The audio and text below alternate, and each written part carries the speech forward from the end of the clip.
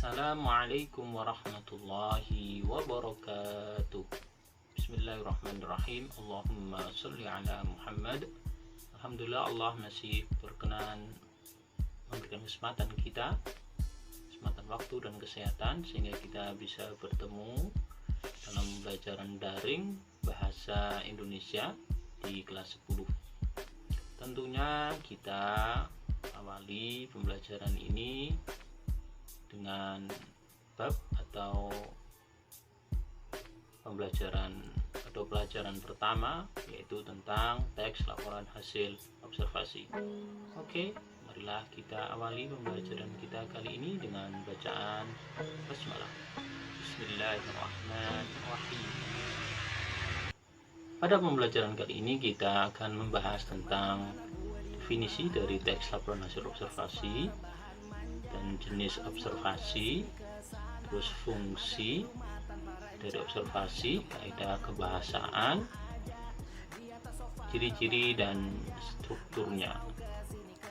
Oke, yang pertama kita akan membahas tentang definisi, jenis observasi dan fungsi dari teks observasi. Definisi atau pengertian dari teks laporan hasil observasi secara pengertian umum yaitu teks yang memuat suatu klasifikasi berdasarkan kriteria tertentu yang bersifat global atau universal. Bisa diulangi, teks laporan hasil observasi adalah teks yang memuat suatu klasifikasi berdasarkan kriteria tertentu yang bersifat global atau universal. Itu secara pengertian, secara teori. Kalau kita ingin menyingkatnya, maka teks laporan hasil observasi adalah tulisan yang memuat laporan hasil pengamatan yang kita lakukan. Itu tentang definisi. Observasi sendiri itu ada dua jenis. Yang pertama yaitu observasi secara langsung. Apa sih observasi secara langsung? Observasi secara langsung adalah pengamatan yang kita lakukan dengan kita langsung mengamati objek tersebut.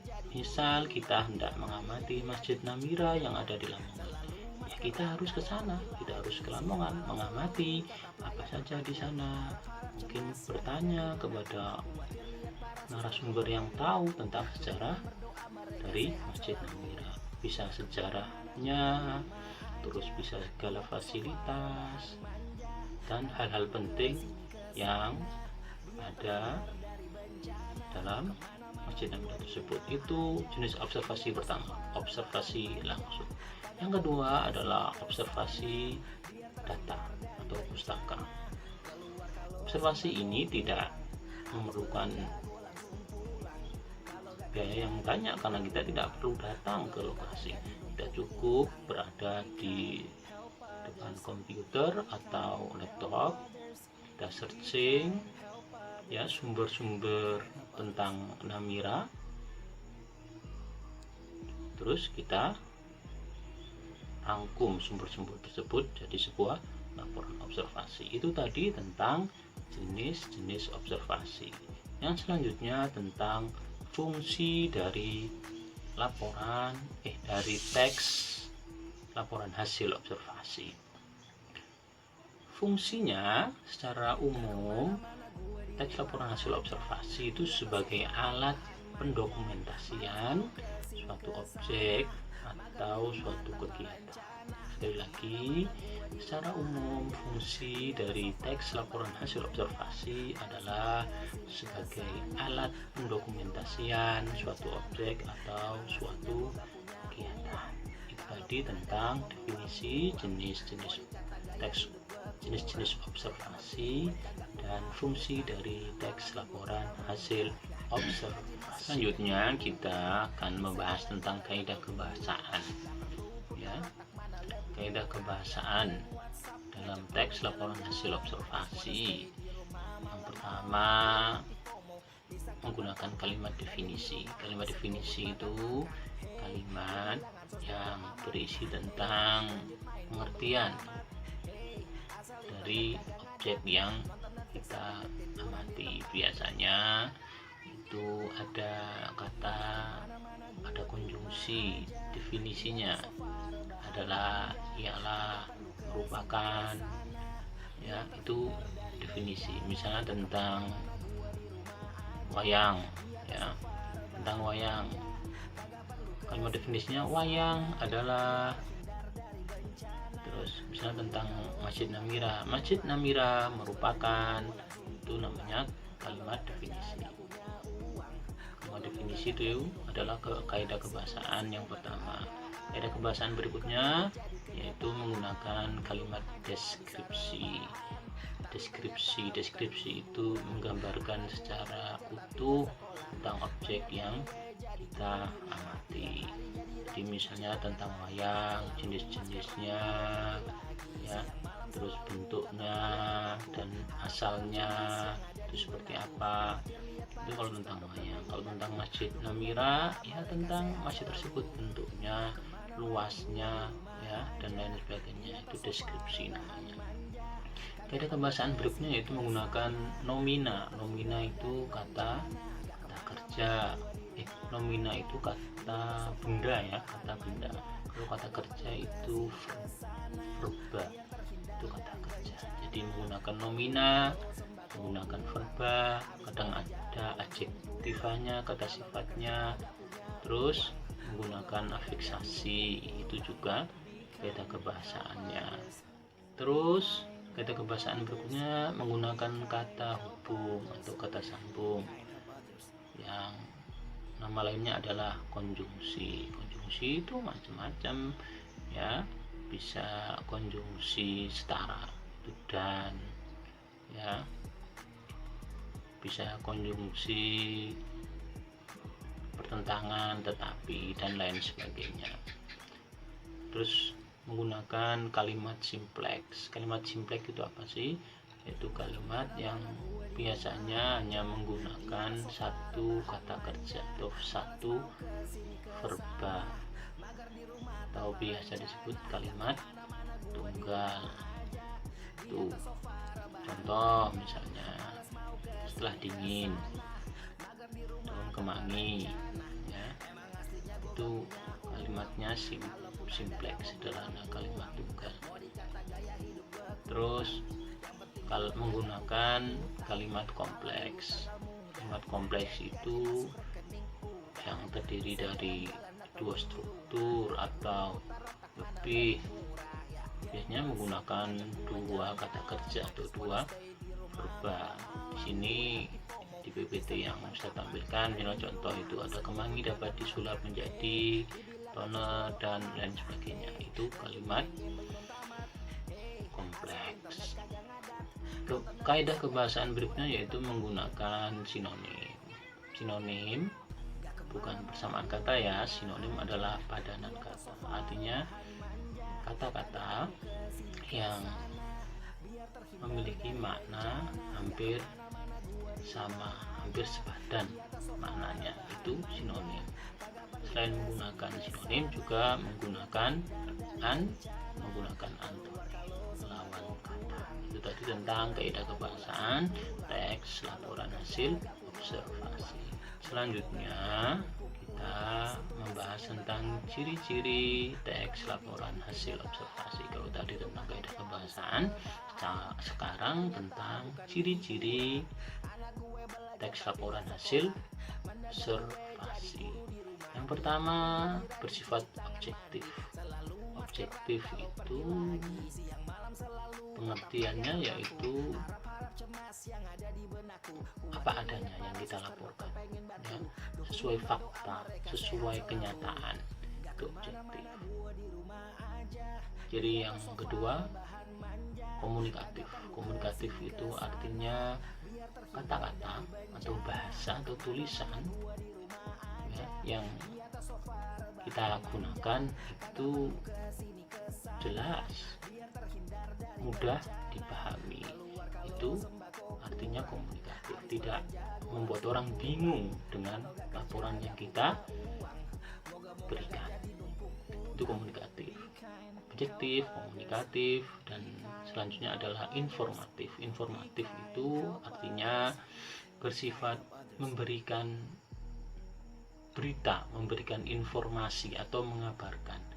Ya jelas, laporan observasi itu jelas menginfokan tentang objek yang atau kegiatan yang kita lakukan. Kepada siapa? Kepada pembaca.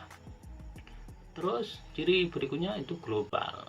Global itu artinya menyeluruh. Jadi laporan hasil observasi itu bersifat menyeluruh. Objek yang kita amati itu harus dilaporkan secara menyeluruh, secara global, jangan secara parsial. Ya. Terus ciri berikutnya itu universal.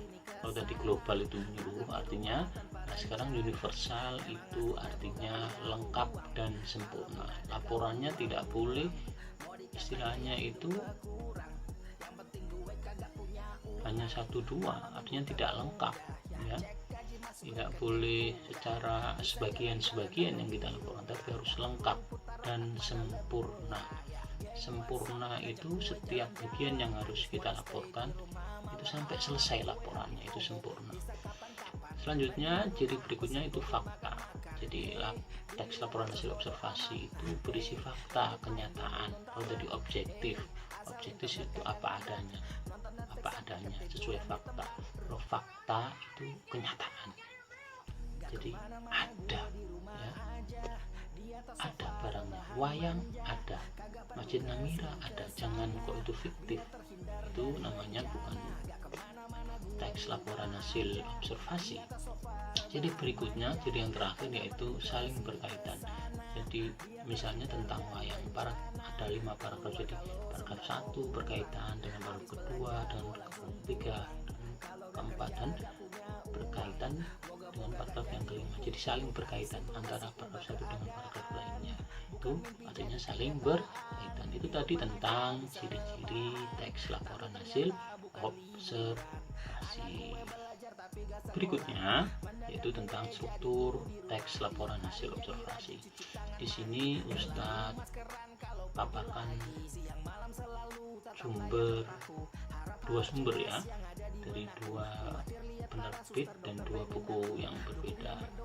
Yang pertama yaitu dari buku paket bahasa Indonesia terbitan Kemendikbud. Yang kedua yaitu dari terbitan Intan Pariwara buku PR. Kalau dari Kemendikbud, struktur teks laporan hasil observasi TLHO itu hanya ada 3. Yang pertama yaitu pernyataan umum atau klasifikasi. Pernyataan umum itu ya isinya tadi tentang definisi, tentang pengertian, ya. Bisa tentang pendahuluan, misalnya wayang adalah seperti itu, Masjid Namira merupakan masjid seperti itu pernyataan umum atau klasifikasi. Terus struktur yang kedua itu deskripsi bagian, jadi menjelaskan bagian-bagian poin-poin penting. Kalau tentang wayang biasanya tentang jenis-jenis wayang, asal wayang, ya, dan ciri-cirinya. Kalau tentang Masjid Namira ya tentang bentuknya, ya, terus di dalamnya ada apa, itu deskripsi bagian. Terus struktur yang ketiga yaitu deskripsi manfaat. Jadi hal-hal yang kita amati, objek yang kita observasi itu harus kita temukan manfaatnya. Misalnya wayang itu fungsinya untuk apa, misalnya untuk memberikan edukasi terhadap masyarakat yang berbasis tradisional. Misalnya Masjid Namira fungsinya untuk apa, pusat peribadahan, ya, sekaligus di sana misalnya ada transaksi ekonomi, yaitu deskripsi manfaat. Itu tadi struktur menurut buku paket terbitan Kemendikbud. Nah, bagaimana menurut Intan Pariwara? Menurut Intan Pariwara itu ditambahin satu di atasnya, yaitu judul. Jadi judul pernyataan umum, deskripsi bagian, terus deskripsi manfaat. Lalu bagaimana yang kita pakai? Yang kita pakai adalah jika misalnya soalnya itu pilihan, ya kok ada sampai judul, maka itu yang kita pakai. Tapi kalau tanpa judul, maka yang kita pakai adalah struktur seperti yang tertera pada buku paket Kemendikbud. Itu tadi tentang struktur teks laporan hasil observasi. Pembahasan berikutnya yaitu tentang hal-hal penting yang harus kita perhatikan ketika kita melaksanakan observasi. Biar observasinya itu berjalan dengan lancar sesuai rencana, maka ada 4 hal atau 4 aspek yang harus kita perhatikan. Yang pertama, kalau kita melakukan observasi atau pengamatan, kita harus menguasai topik, menguasai judulnya, menguasai hal yang akan kita amati. Nah, bagaimana kita menguasainya? Ya, penguasaan topik itu dapat kita lakukan dengan satu, kita persiapan, ya. Kita persiapan, bisa kita rancang apa yang akan kita amati, apa saja ya tentang wayang. Misal, apa saja sih yang akan kita amati tentang wayang, ya, tentang definisi, tentang jenis, asal usul, dan manfaatnya, misalnya seperti itu. Itu yang pertama, kita harus memperhatikan penguasaan topik. Selanjutnya yang kedua yaitu kita harus memahami tujuan. Jangan sampai kita melakukan observasi nggak tahu tujuan kita itu apa, sia-sia ya. Kita observasi tentang wayang, kita nggak tahu tujuan kita melaksanakan observasi itu apa. Kita mengobservasi tentang Namira, kita nggak tahu tujuannya itu apa.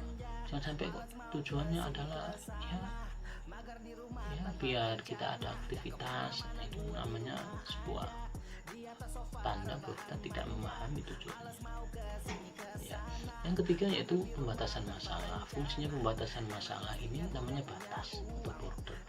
Agar apa? Agar hal atau objek yang kita observasi itu tidak bias, ya, tidak melenceng dari tujuan dari topik yang ingin kita bahas. Misalnya kalau kita tentang wayang, ya kita fokusnya tentang wayang, sejarah wayang dan lain sebagainya. Jangan sampai kita membahas hal-hal yang lain, ya.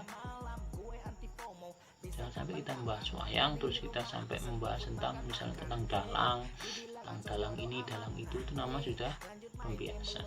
Jangan sampai kita membahas tentang Namira, tapi kita sampai ke misalnya ke kebersihan kota Lamongan. Kalau kebersihan Namira sih masih sah saja ya, tapi kita sudah bahas yang lain, misalnya desa-desa yang di sana, ya ada desa apa saja, itu namanya bias. Maka tidak melenceng dari topik dan tujuan observasi, kita harus membatasi masalah tersebut. Tuh, yang terakhir hal yang harus kita pahami, aspek yang harus kita pahami adalah kita harus menulis, bisa lewat tulisan, kita bawa buku catatan ya, terus atau kita tulis misalnya di HP, di notebook ya, itu kita harus mencatatnya, menulisnya, merekamnya mungkin ya, kalau itu dengan suara. Jadi harus runtut, catatan tulisan kita itu harus runtut itu urut ya. Jadi pertama kita bahas apa sampai apa, observasinya apa dari A sampai Z misalnya, itu urut atau runtut. Dan kalau kita mencatat selain urut juga harus terperinci, dari rinci ya, jadi harus benar-benar detail, harus memperinci, jangan sampai ada bagian penting yang kita lewatkan. Dan dalam menulis atau mencatat observasi itu harus terarah. Jadi jangan sampai tidak terarah, arahnya melenceng, artinya masalahnya malah melebar kemana-mana. Itu tadi tentang hal-hal yang harus kita pahami untuk melaksanakan observasi. Bagian terakhir dari pembahasan ini adalah kita akan menganalisis. Ada sebuah contoh teks, kita akan menganalisis tentang strukturnya ya, bisa struktur menurut Intan Pariwara ataupun struktur menurut Kemendikbud. Oke, silakan dilihat teks berikut, teks tentang wayang, lumayan panjang sih, silakan dibaca. Kita baca, kita cermati dulu. Oke, untuk menyikat waktu langsung aja kita analisis ya. Yang pertama kita analisis judul. Kalau judul sih lebih mudah. Judulnya apa? Wayang, gampang. Selanjutnya kita analisis mana sih pernyataan umum atau klasifikasinya. Oke, mana ayo klasifikasinya? Ini panjang ya. Mulai dari wayang adalah termasuk kalimat definisi wayang adalah. Nah, oke, sudah kita temukan. Jadi pernyataan umumnya itu mulai dari wayang adalah, itu bisa pernyataan umum. Sampai mana kira-kira? Wayang adalah, ya sampai mana yuk? Agak panjang ini. Sampai wayang adalah mana? Selanjutnya ya, wayang adalah satu, wayang adalah, terus